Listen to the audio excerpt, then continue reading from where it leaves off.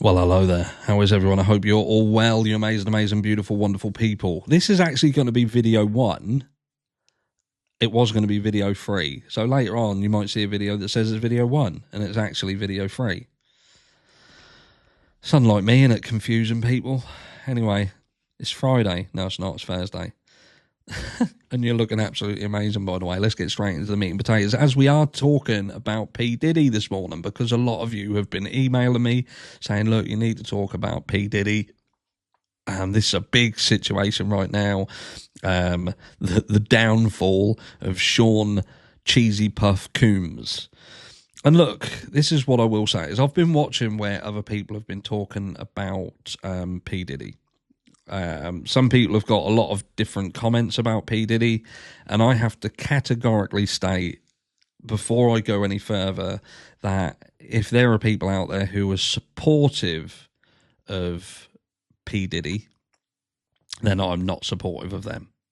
And I'm not going to say anything more. That's as simple as that. I'm not supportive of anybody who is trying to downplay the severity of the things that P. Diddy is being accused of.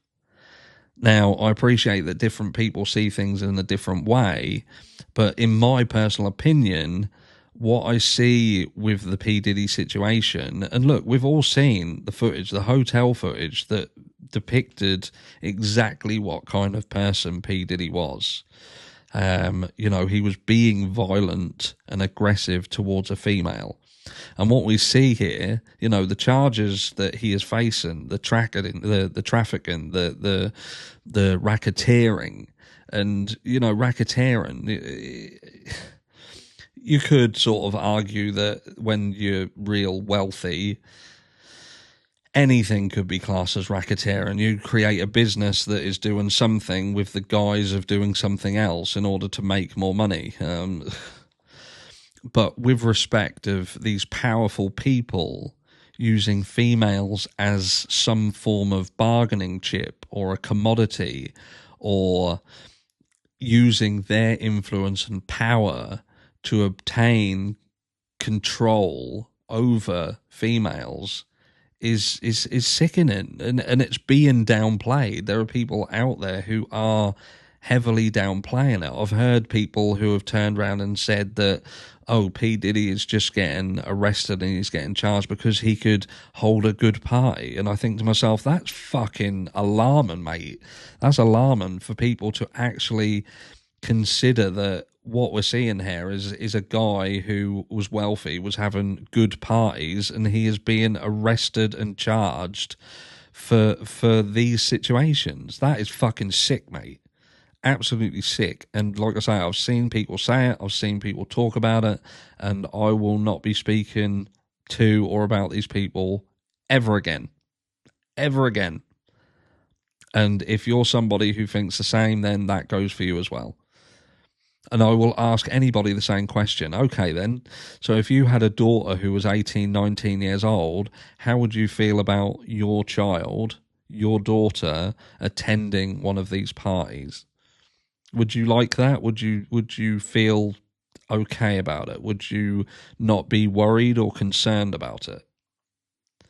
This is not out of the ordinary what we're seeing with P. Diddy. P. Diddy's not the only one. He is one in a long line of people who utilize their power and wealth to control females, as aforementioned, and utilize them as some kind of bargaining chip. And, the downside is that there are females out there who do succumb to this type of coercion. It's like a moth to a flame. But the downside is they shouldn't be put in that place in the first place. They shouldn't be put in that position. And just because somebody has, it's like saying, how would it be if you knew that somebody could be harmed if they ate a specific food, but you're somebody who keeps trying to feed them that specific food? It's no fucking different, is it? There's no different. You know that there's people who can be harmed and hurt if they're put in a certain situation, and you put them in that fucking situation. You know, in my personal opinion, P. Diddy is getting exactly what he deserves. Exactly what he deserves. He's a person who has operated for many, many years and obtained a huge amount of wealth, and the chickens are finally coming home to roost. And I don't give it, and I fucking hope that he does end up getting locked away. 25 to life. 25 to life. Like I say, I never fucking liked the guy anyway. Never liked the guy anyway. But not that that has anything. Even if I liked him, I wouldn't now be turning around and trying to defend the guy. There is nothing to defend. Obviously, his legal team are going to try and make it look like he is the victim. The latest piece of information is that he was offered some time to spend speaking to his children. He is a father to 7, and, you know, people are saying that he was an absolutely fantastic father, you know, and not being funny, but BTK, he was also a father and family man, but he was going out and he was murdering people. You know, people can be very, very good at being a father. People can be very good inside their family home, but that doesn't mean that they do not have a dark side. We've also seen Kelly Brook come out, and she has stated that she was once invited to one of these freak-offs, as they're calling them. Fucking freak-off, more like fuck off. And she was warned not to go. And, you know, it's you know, Kelly herself, she turns around and says that when she was younger, she was approached a lot by older men. So it ended up with her being in relationships with older men. And it's not until she is older and she looks back on that situation that she can see. And look, don't get me wrong, there are situations where a younger female or a younger male can get with an older sort of partner, and it can be a loving relationship and a flourishing relationship. But that's not what we're seeing in these situations. That's not what we're seeing in the P. Diddy situation, is it?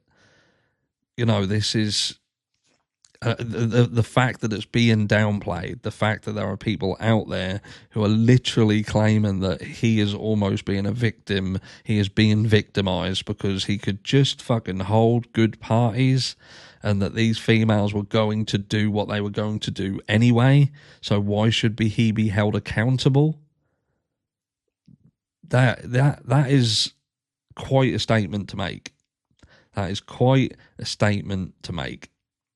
And again, I ask you the question, and let me know down below how you feel about it. And that is that if you had an 18, 19-year-old girl, how would you feel about her going to one of these freak-off parties? Would you be out of sleep on the same night, or would you be awake wondering what was going on? I'll catch you all in the next one.